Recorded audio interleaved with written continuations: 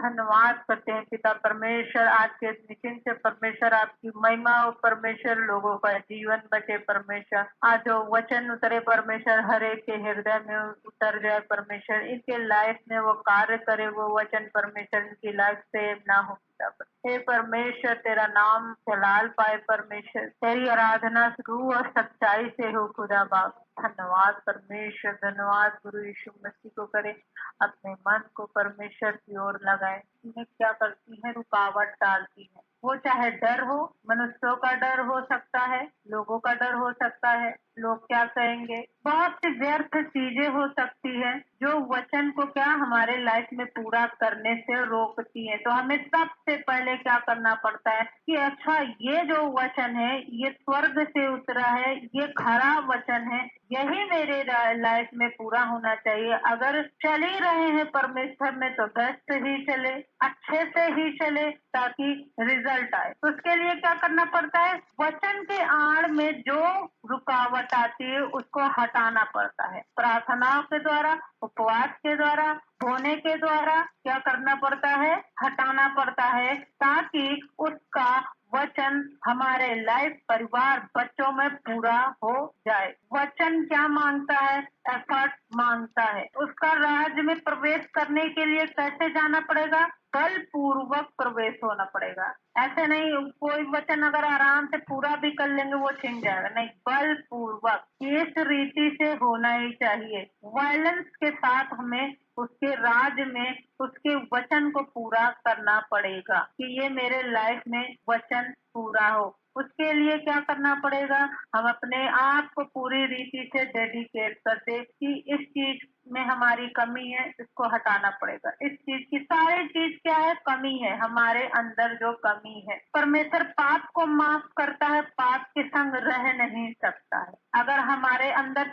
लगातार वही कार्य कर रहे हैं जो वचन के खिलाफ है जो वचन नहीं पढ़ रहे हैं जानबूझ के भी नहीं पढ़ने करें हम आत्मा है आत्मा के अनुसार चल लेंगे ऐसा नहीं है हमें वचन भी पढ़ना जरूरी है आत्मा भी जरूरी है और क्या जो सामने वाला हमें दिया गया है वो रोज हमें समझा रहा है वो क्या कर रहा है 3 बातें हमें जांच कर तब अकेले आप आत्मा के ओर से सुनेंगे तो आपको कैसे मालूम चलेगा कि ये आत्मा कह रही है कि मेरा शरीर कह रहा है कि शैतान मुझे धर मारा है कैसे जानेंगे कि परमेश्वर का आत्मा मुझसे ये कहने को कह रहा है कि दुष्ट का आत्मा कहने को कर रहा है उसके लिए क्या करना पड़ता है वचन को जानना उसको पूरा करना पड़ता है हमें ये चिंता नहीं है कि क्या है हमारा मोटिव क्या है लक्ष्य क्या चीज आप रोज सुनते जाते हैं मगर मेन फोकस क्या है वचन को पकड़े रहे जैसे कहते ना दर्पण में आज भले ही धुंधला दिखाई दे रहा है मगर उस समय हम आमने सामने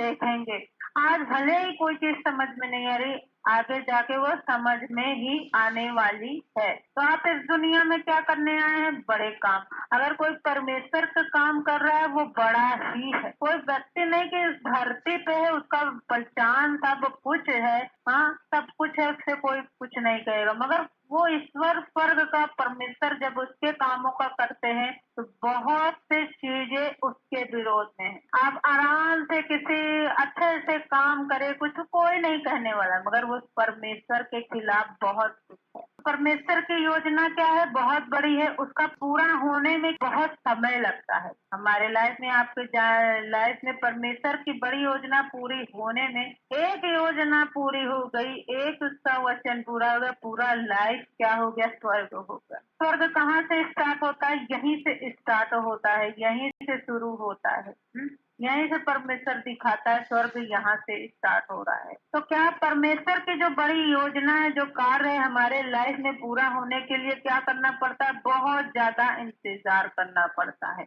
अब ये आप पर भी निर्भर करता है कि परमेश्वर का जो बड़ा काम है वो आप छोटा भी कर सकते हैं जल्दी भी पूरा हो सके उसके लिए क्या करना पड़ता है मेहनत एफर्ट ये चीज होता है एक ने पूछा कि हम इतनी 20 साल की आशीष को कैसे 6 महीना में पाए तो दूसरे पास्टर ने कहा कि गंदे मजाक करना छोड़ दे ये चीज करना छोड़ दे 20 साल की जो आशीष है 6 महीने में आ जाएगी तो ये सारी चीजें जब हम नहीं छोड़ते हैं कोई चीजें तो यही चीजें हमारे आशीषों के बरकत के परमेश्वर की योजना के दूर ले जाती है। उसकी योजना हमारे लाइफ में पूरी होती रहती है। वो भी कहता ठंडे रहो, गर्म रहो। जब हम ये चीज छोड़ते जाते हैं तो क्या हो जाता है, आराम से हम उसके नजदीक होते चले जा रहे हैं। जब हम उसके योजना पूरी होने वाली होती है तो परमेश्वर क्या कहता है, हे आंसू बहाने वाली रुक जा, क्योंकि तेरे परिश्रम का फल मिलने वाला है।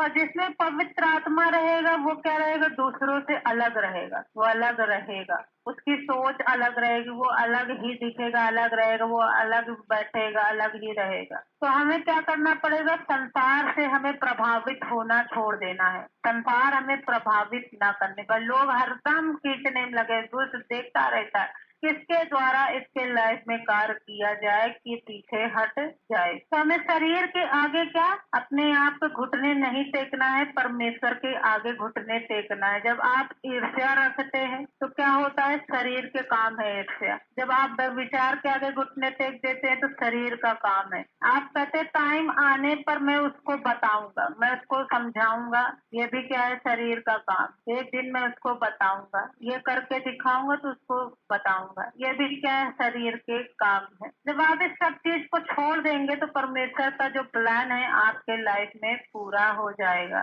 तो परमेश्वर कहता तेरी सामर्थ तो छोटी सी थी, फिर भी तूने मेरे वचन को माना, इसीलिए मैं उस चीजों को तेरे वश में कर दूंगा। हम 1 कुरिन्थियों उसका 13 अध्याय हम निकालेंगे और पढ़ेंगे और वचनों पर ध्यान लगाएंगे और इसी के अनुसार प्रार्थना भी करेंगे। यदि मैं मनुष्य और स्वर्गदूतों की बोलियां बोलूं, प्रेम न रखूं तो मैं झनझनाता हुआ पीतल, झनझनाती हुई झांझ। यदि मैं भविष्यवाणी कर सकूं और सब वेदों और सब प्रकार के ज्ञान को समझूं, मुझे यहाँ तक पूरा विश्वास हो कि मैं पहाड़ों को हटा दूं, परंतु प्रेम न रखूं तो कुछ भी नहीं। यदि मैं अपनी संपूर्ण संपत्ति कंगालों को खिला दूं या अपनी देह जलाने के लिए दे दूं, प्रेम न रखूं तो ये भी क्या है, कुछ भी इससे लाभ नहीं होने वाला। प्रेम क्या है, प्रेम धीरजवंत है, कृपालु है।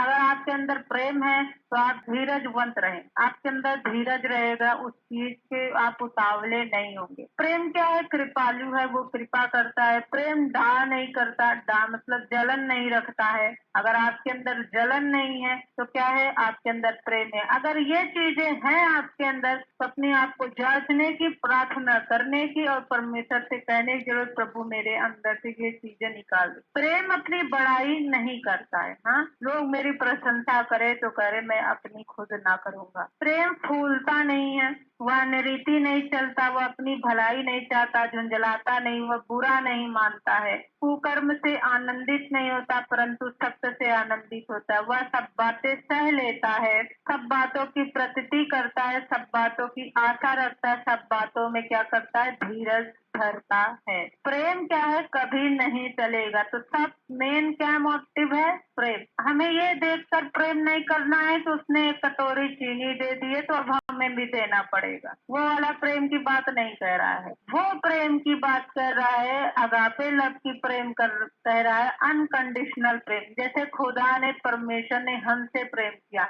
बिना किसी मतलब के प्रेम करना है, वो वाले प्रेम की बात कर रहा है। 3-4 प्रकार के प्रेम होता है। अगर हिंदी में आप बोलेंगे प्यार तो हाँ, जैसे आप फिल्मों में देखते रहते, कहते हैं प्यार, तो कौन सा प्यार, वो तो क्या चल रहा है भाई, लड़की हीरो हीरोइन का प्यार चल रहा है, वो प्यार की बात नहीं कर रहा है, वो तो आपस में 2 लोगों का है। फिलिया वाला प्यार मतलब कि भाइयों वाला प्यार, दोस्तों वाला प्यार कि ये मेरा दोस्त है, ये है बड़ा। और एक प्यार है, परमेश्वर ये सारे प्यार नहीं करता है। परमेश्वर का प्यार क्या है, अनकंडीशनल लव। वो नहीं कि 1 कटोरी चीनी दिया है तो हमको भी देना पड़ेगा, इसने ये किया है तो वैसा करना पड़ेगा, वो वाला नहीं कह रहा है। बस प्रेम करना के सामने वाला कर दियो, मुझे भी दिखाना पड़े, नहीं। जैसे परमेश्वर ने यीशु मसीह को देकर हमसे क्या किया, प्रेम किया। सेम चीज वही प्रेम करना है, कौन सा, अनकंडीशनल, कंडीशनल प्रेम करना है कि किसी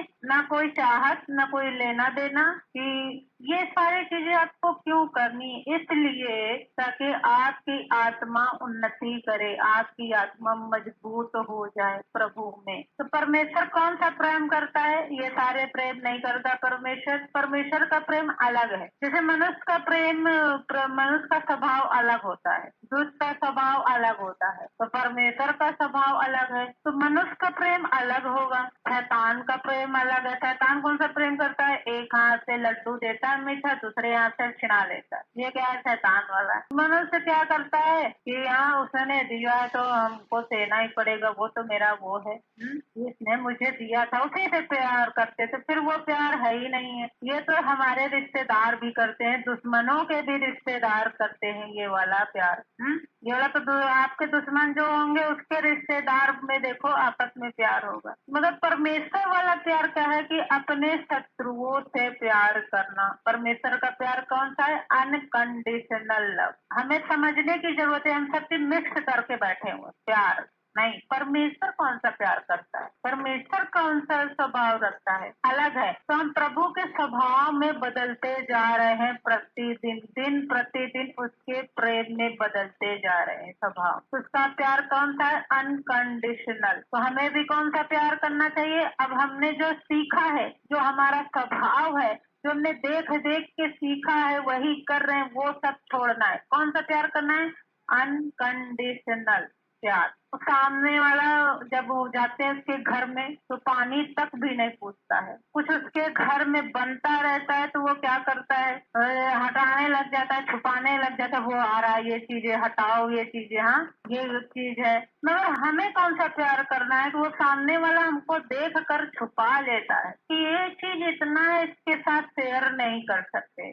मगर हमें कौन सा प्यार करना? वो आएगा, हमें भरपूर अतिथि सत्कार करना है, हमें भरपूर उससे प्यार करना है। हालेलुया। अनकंडीशनल प्यार। हाँ, कभी कभी क्या देखते हो ना, आप पड़ोसी घर में, किसी घर में, अपने दादा किसी के घर में चले जाओ, कुछ बनता रहता है, क्या करते हैं? छुपाने लग जाते हैं, कहीं मांग न ले, कहीं ये चीज ना हो जाए। हाँ, हमें क्या करना है? आप किसी रिश्तेदार के घर में जाओ, आपकी इज्जत अच्छे से होती नहीं, वो आपको पूछते भी नहीं है, आपसे प्रेम भी नहीं करते, एक गिलास पानी दे के हट गए। हाँ, मगर जब वो आए तो क्या करना है? अनकंडीशनल प्यार, भरपूरी के साथ प्यार दिखाना है। तो हमें सामने वाला जैसे कर रहा है वैसे नहीं करना है। तो ये कौन सा प्यार है? परमेश्वर का प्यार है। परमेश्वर धीरजवंत है, कृपालु है, वो जलन नहीं रखता है, बड़ाई अपनी नहीं चाहता है, वो फूलता नहीं है, वो अनरीति नहीं चलता है कि अच्छा जी मेरे जिंदगी में बड़ी परेशानी आ गई तो हम अनरीति चलने लगे, गलत रास्ता पकड़ ले।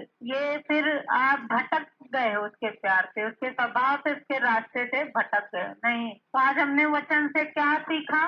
कौन सा लव करना है, कौन सा प्यार करना है? Unconditional love. ये खुदा का प्रेम, मनुष्य वाला नहीं करना है, ये वाला छोड़ देना है। दुष्ट वाला भी नहीं करना है कि अरे जी उसको दी, उसने मांगा हमसे क्या?